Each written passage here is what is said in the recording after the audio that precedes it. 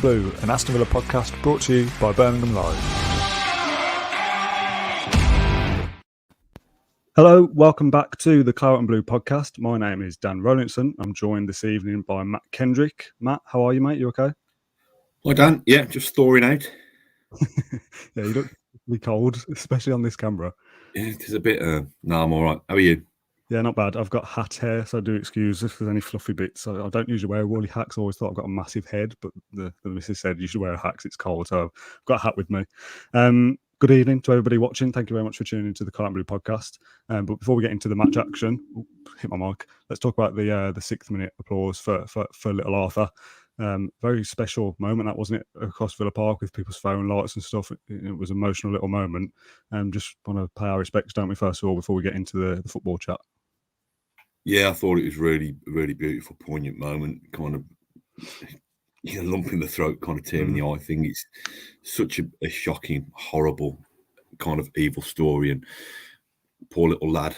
I think it's not just Villa, is it? It's happened up and down the country in terms of how clubs have rallied round to pay their respects, and it's just heartbreaking that little boy wasn't shown that love, during his life. So, God bless him. I thought, Villa and Leicester, it genuinely, when there was a chance of, we love you, Arthur, and you could look around the ground and see the phone lights lighting up. It was a beautiful moment. Like I said, just God rest his soul, bless the little fella.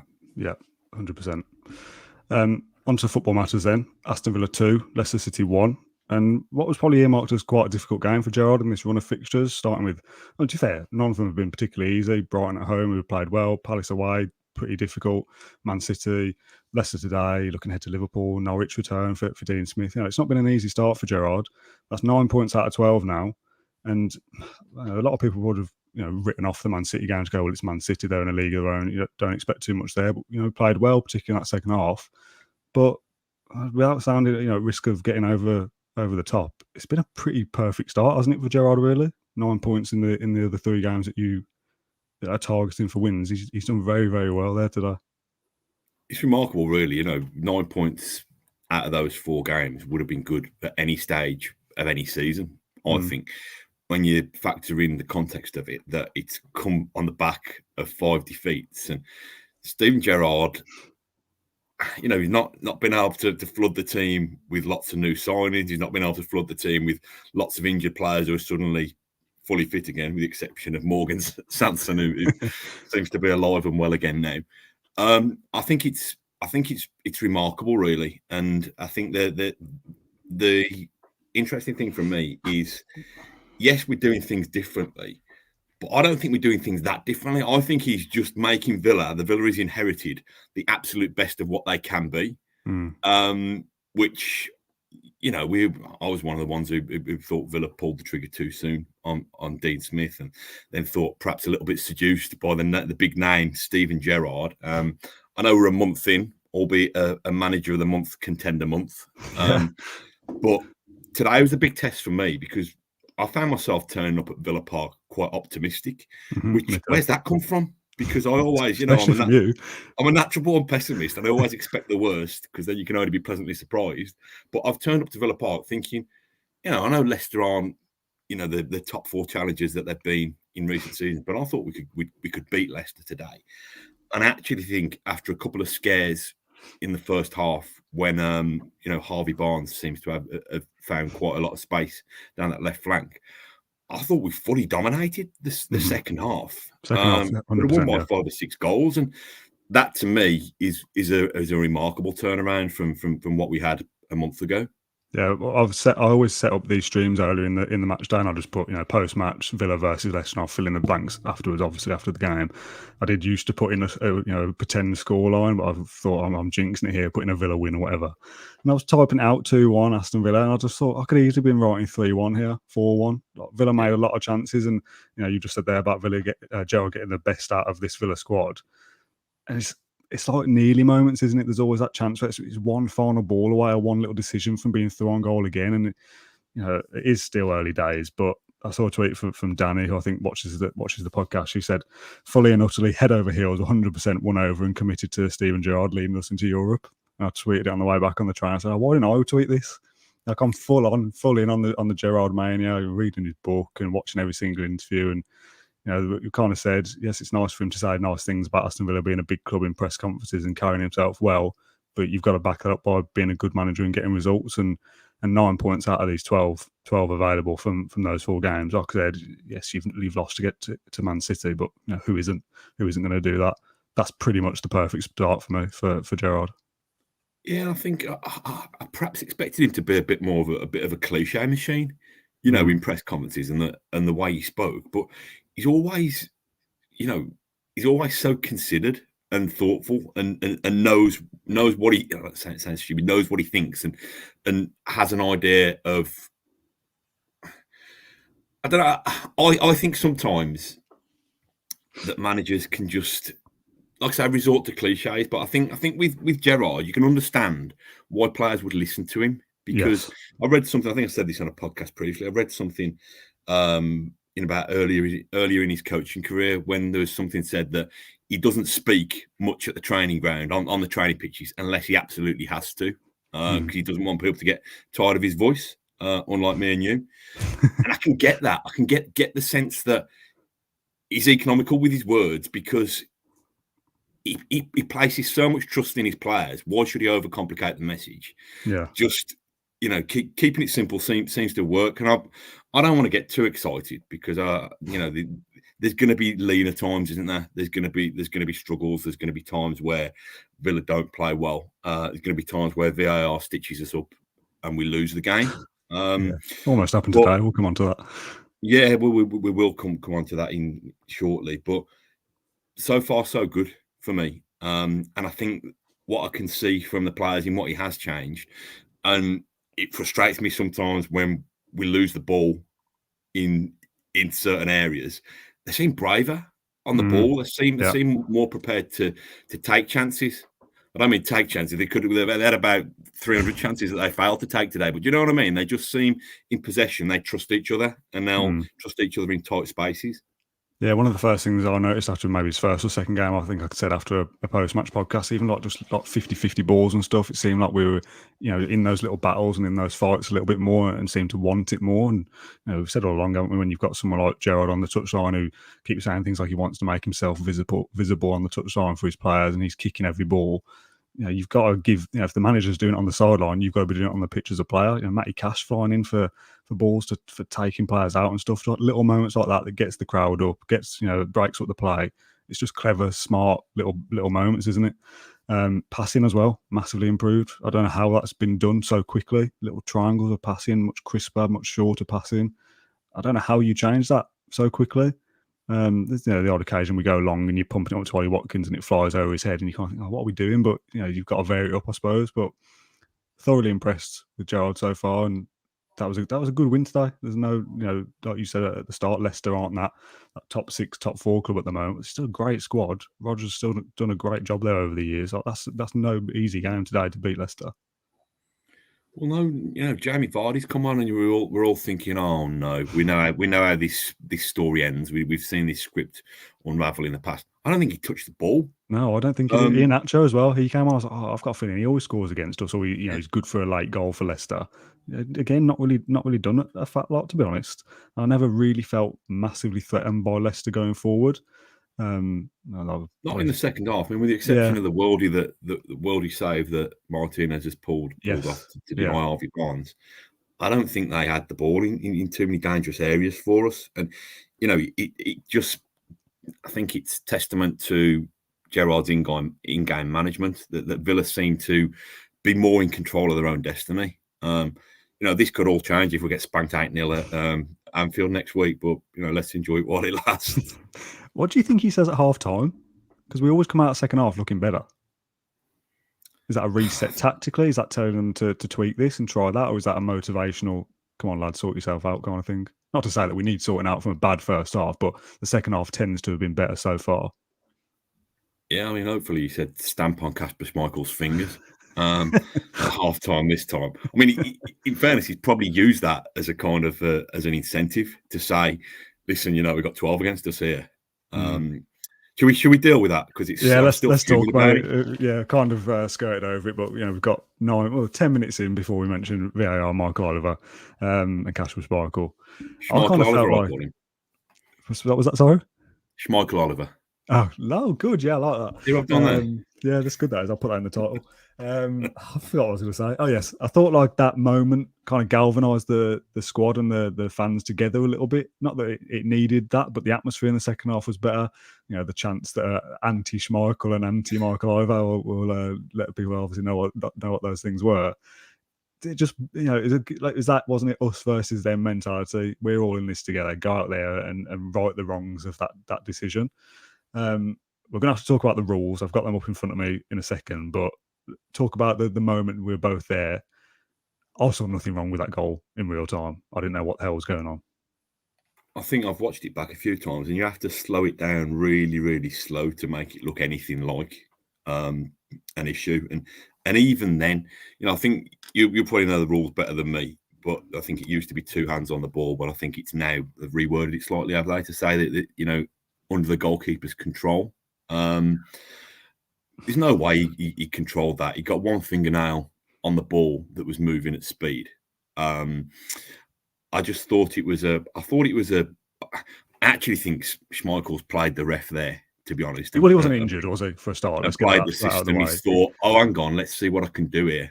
I don't think there'd been any thought about checking that, or Michael Oliver certainly didn't have any issue with it initially. And it was a long one as well. We were pretty much ready to kick off again by the time it was even that they were checking through it. He wasn't injured. Let's get that straight out of the way. I have seen his post-match interview saying his thumb's still numb and it might need an X-ray and all this kind of nonsense. I don't buy any of that. He knew that if he stayed down a little bit, that causes a bit of a fuss and maybe they'll pressure him to look into it or whatever. I seem to remember talking about Schmeichel on one of these before, and he was time wasting in a game we played against them before. I don't know whether I've totally imagined that, but I've got a thing against Schmeichel now, especially after today. And there'll probably be Leicester fans that stumble upon this going, oh, well, he does some great charity work. Or forget all that, if that's even true. Not a fan of him tonight. I tweeted about it saying, how is he in control of the ball? He's only got one hand on it. And I've been sent replies, and the rules are apparently, and I'm reading this out, and I'm not even sure I fully understand the wording. It says, if the ball is between the hands or between the hand and any surface, for example, the ground or own body, so one hand between the ball and the ground, or by touching it with any part of the hands or arms, except if the ball rebounds from the goalkeeper or the goalkeeper has made a save. So my understanding of that is that Schmeichel saved it, hasn't he? I think from the initial cross through or whatever, he's palmed it out and then put a hand on it. So my understanding of those rules is he has saved it, so he's not in control of the ball, even though he has got a hand on it. That's how I see it. And I don't know how much of a hand he's got on it, whether it's just a finger. Like, what is the context of that rule? Is one finger on the edge of the ball enough for it to be in control, or is the whole palm got to be on it? Like, how like minute do we get with the details of what the context behind the rules are? I mean, the wording of the rules is probably more so the issue than VAR and the referee here, but I think if Michael Oliver is our best referee in England, apparently, and we've got video replays to help the referees get things right, I don't know how that is given. And maybe that is a problem with the rules more so than VAR. But for me, that's a perfectly good goal. If he's got the ball on the hand and it's cut under his arm or close to his chest, and Ramsey goes in and kicks into him, and the ball goes in that way, I'd say, oh yeah, you can't kick the ball out of the ref. It might as well have been the ref out of the goalkeeper's hands. You say fair enough, but I don't count that as the goalkeeper having control of the ball, personally. But fortunately, it doesn't matter, does it? No, it doesn't matter. But it's still, it'll come. There'll be an occasion where it does matter, and it's just again, VAR originally the big buzzword was clear and obvious error. Now, did the referee make a clear and obvious error the first time round? No, because that moment, as it appears to the referee's eye in real time, it was a loose ball that the goalkeeper, who probably should have dealt better with the first initial moment, was scrambling to try and make up for it. So, has Jacob Ramsey actually committed a foul there? Well, like I said, I've only seen it. I've seen a still screenshot of Schmeichel's hand on the ball and Ramsey going in to kick it, and I've obviously seen it once in person from however far away. I was just seeing Ramsey kick the ball. I've not even seen him collide with the keeper. It's not like he's gone through and followed through and kicked him in the back of the head or anything like that. That we say, well, that's a foul. I just don't know how that's given. And then the wait between it. It's also, I think, from memory, the first time we've seen the replay at Villa Park after this decision was given. They normally keep that hidden, don't they? I did enjoy that bit, to be when honest. It happens in real time, they kind of cut away from anything contentious, don't they? And we said recently, like, why do they do that? And I said, I think it's to stop the crowd getting too raucous, I guess, which is what happened when that was played, and causing a bit of a scene. But then it was all given, ruled out, VAR complete. And then they showed the replay, which I thought was weird. And it was massive boos and all the players pointing and looking up, look at the screen. And that's just bizarre. I don't really want to spend too much time on it as we approach 6 minutes of this chat specifically, because it's a game that we've gone on to win anyway. But if that's the standard of refereeing in this country, once again, it's shambolic, isn't it? I thought he was poor throughout the game. Yeah. To be honest, I thought they committed a lot of niggly fouls, and did he book any of theirs at all? I think there was one booking. I think for somebody pulled back. It was right near the end. Madison. Oh no, Madison chopped down Carney, didn't he? Yeah. Which was a cynical foul. To be honest, it was a really cynical foul. But I thought he was poor throughout. I do agree with you that it probably did galvanise the crowd a little bit. I thought it was going to come back to haunt us, that goal, even when we got got the lead. Also, I was missing chances as well, having loads of chances, and you think, what's going to happen here? Vardy equalises in the 90th minute. It's written all over this game, isn't it? So the fact we've seen it out, despite having to face the ref as well. Also, off the top of my head, I've not checked it. I don't know whether you know the answer. Last time we won from behind. Do you know? Does anyone know in the comments? By the way, we are live at the moment. Does anyone know the last time we won? Going behind first. Again, a little bit of a resilience to go down early. We equalised, pretty sharpish. I don't know what the specific times were, but it was pretty soon after. And then, should have gone 2-1 up at half time, which I always say is a great time to score. I did tweet that, and someone said, why is it a good time to score? Surely any time of the game is a good time to score. But it's just a good cliche, isn't it? It's a great time to score at half time or just after. But then to go on to win and show that resilience and that little bit of fight back is what you want to see from your side, isn't it? Show some fight. Yeah, I loved having a collective enemy for us all to pick on as well. I'm always complaining there's not enough new chants at Villa Park, so I wish we could sing the Schmeichel one every week, to be honest, whether he's there or not. And I think it just, like you said, it just really, really kind of galvanised and got us all together collectively. I thought Villa was so good. There's been a little bit of debate whether it was Nakamba should be man of the match, whether it should be Konza. McGinn was my man of the match today. I thought he was awesome. I thought he was, for somebody so energetic and relentless, he's very clever about when to slow the game down. His range of passing seems to be vast. He can tuck in little balls behind defences. He can switch the play 50 yards. I just thought he's the John McGinn who we know and love, and I think he's set his standard now. And whether that's down to Steven Gerrard working his magic early, whether that's John McGinn just now thinking that he's probably one of the main leaders in that dressing room and he needs to keep that level of performance, I don't know. But it's a shame that he wasn't on the end of some of the chances he created, to be honest, because he would, like I say, he was threading nice little balls here, there and everywhere. And, for Watkins, and I don't know whether he was the one who played the one in, I can't remember who played the ball in to Ramsey when he blazed it over. But I just thought he was really, really impressive today. Yeah, I think that's, again, it's off the top of my head. We always say, don't we, these post-match debriefs or whatever these ones are called, they're raw. I've not done any research. I've only been back in the house 20 minutes. That feels like John McGinn's best performance for us, maybe. I know he's not contributing in terms of a goal or assist, but he absolutely ran the midfield. He set the tone. Did he not take the corner for Konsa's goal? Again, without checking, I won't know off the top of my head. Somebody in the comments will correct us because they definitely would have seen it back since. He might have done.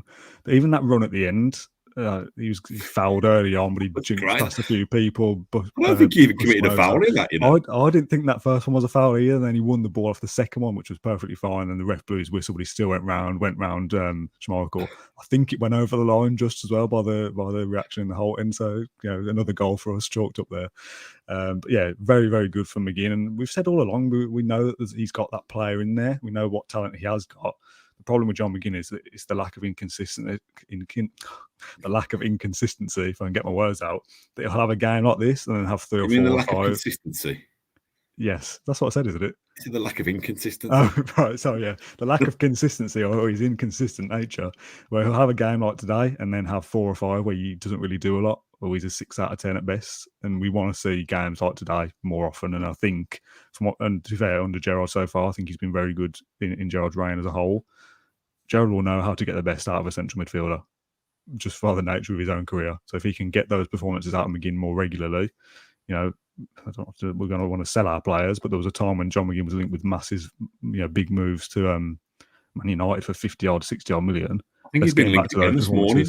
Has he? Well, there we go. He needs to get back yeah. to those kind of performances. Not that we do want to sell him, but there'll be a time last season when people would have said, "Oh, if we get 15 million for McGinn, that's probably a decent deal. We can get better." If he plays like he does today, he'll be a starter in that midfield for a long time, hopefully. Yeah, I think there were good performances from him. I thought Nakamba was good again. I thought. What's happened to Nakamba? Well, where's that player from Nakamba? I don't know. I don't know. Has he been given a long enough run in the team? He's been, been a bit stop-start, hasn't he, under Smith? Again, I think it's confidence and trust. He's quite for somebody who looks so young. He's like a baby-faced warrior, isn't he? Do you know what I mean? He puts himself about, and he's really energetic. I thought he was good. I thought Watkins. I thought Watkins had 2 very good chances that he should have done better with both of them, to be honest. But there was one where he took an extra touch where he probably should have shot. Probably got himself, walked himself into a traffic jam, I think, rather than just slotting it earlier. I suppose that's the difference. If you look at Harvey Barnes, the finish that he did, just little kind of slot into the corner. Yeah. But we've won the game. I thought Watkins was still very good despite the chances. I thought. Outside the penalty area, he got through a lot of work again. I don't need to go through every single player, but I thought Ramsey was good as well. Yeah, deserved his goal, his ghost goal. Just going to the comments. Casper the friendly ghost goal. Yeah, good. Tottenham away last season. Tottenham at home, sorry, last season. End of the season was apparently the last time we came from behind to win a game. A couple of people also mentioned Fulham and some other team that I forgot because it was so far ago. And John McGinn did get the assist from Concer's corner goal as well. So thank you very much for the comments for fact checking our podcast. 2 goals for Wesley Concer, the unlikely match winner. The first goal, again, I didn't really celebrate the first goal too much from where I was because I thought Buendia's header was gone wide and Concer had touched it, so it might have been offside. And then the ref seemed to go over to Buendia or somebody, and I don't know what was going on, but I thought, he's going to give it for he's spotted a handball, or he's going to book him for something, so this is going to be disallowed. So I didn't celebrate the first goal too much. I think they checked it for offside. They checked for, and I've just watched some of the footage back. They checked it for offside, and the commentator is saying, "Oh, did Concer touch it with his boot?" You're thinking, well, it doesn't really matter because Leicester got a player on the line anyway. Why don't you just look? If you pan across over there, and that's when Schmeichel annoyed me again because he was in the referee's face saying, claiming offside. You're thinking, well, if you'd actually have a wider field of vision, you'd see that you got a defender on the line as well. Yeah. And it's just all that. It's that frustration of not being able to fully lose yourself in a celebration, just in case, Schmeichel's hurt his fingernail or there's a phantom offside that hasn't happened. And again, listen, we've spoken about VAR enough in this podcast in the last couple of years, but it really gets my goat. I feel a little bit sorry for Buendia because I think he probably would have deserved that goal. Again, I've not seen it back. I don't know whether that touch from Concer has actually sent it in or not. I have seen it again. I've seen one little video on Twitter of the slow-mo replay, and I can't see on my phone whether he's actually barely even touched it, to be honest. So I don't know. Again, we'll go to the comments if anyone's seen it or watched it back on telly today and not at Villa Park and seen more replays. If Concer's touch has put it into the net, then yeah, I think it's going in anyway. But if it's going in anyway, I feel sorry for Buendia that he's not got that goal from a header as well. Who'd have thought it? Buendia from a header. We've all seen the Concer meme, haven't we, from the Watford game where he was kind of crestfallen. So no, it was. What do you think of Buendia, by the way? Just away from the goal and his overall performance, are you seeing more signs from him that he's got that £38 million player in him? I'm seeing signs. I won't want to commit to the fact that should he be Villa's record transfer? I I think he's getting better. I think sometimes there's a tendency. It sounds a bit strange. This does when he's on the ball. Sometimes I think he moves too slowly with it. When he receives the ball, sometimes I think he tries to play too much one touch. Does that make sense? I think, sometimes he can just protect the ball a bit better and just take a touch and have a look at his options. I think he likes to be give and go. He likes to be on the move. And I think that's good. He's this player with low centre of gravity who's trying to pull defenders all over the place. But there's sometimes where in his haste to just play little flicks and little easy, give and goes, he loses possession. He's thinking any momentum we've got, you've now sacrificed it. I think he's starting, depending on how Steven Gerrard chops and changes. To me, he's had more of an impact in Gerrard's Villa than he did with Dean Smith's Villa, and that can't be by coincidence. I think he's getting better. I think there's still several notches that he can still go up before we start to say we've really got value for money with him. Comments tell us that Buendia's effort would have hit the post, apparently, from Sky's replay. So Conser's touch, however faint it was, has sent it in. So, yeah, fair play to Conser for a brace. Again, who'd have thought that going into today? There was a stat I saw on social media before we started saying that Leicester City lost an away Premier League game in which they scored first, obviously tonight, for the first time since July 2020. Their previous 11 games where they've gone ahead away from home in the last 12, they've gone on to win. So that's the first time. I like these little stats that we're now getting in our favour. 4 games ago, it was, Villa have got this terrible record and Villa are breaking this kind of terrible record. That was Brighton hadn't lost away from home and we beat them. Palace hadn't won at home and we hadn't lost at home and we've beat them. And then something about Man City and XG last game that we stopped them making more chances than anyone else this season. And then today beating Leicester after they usually win when they go ahead. There's these nice little records that Gerrard's notching up already. Yeah, it's only a matter of time before Sky dig out the box of doom in the left-hand corner of the screen again, isn't it? When we've, run a bad run or something. I mean, that's the interesting thing for me. I hope it doesn't come anytime soon, but I'd like to see what Gerrard's like, when things go against us. I said that on the way back. It's the honeymoon period, isn't it?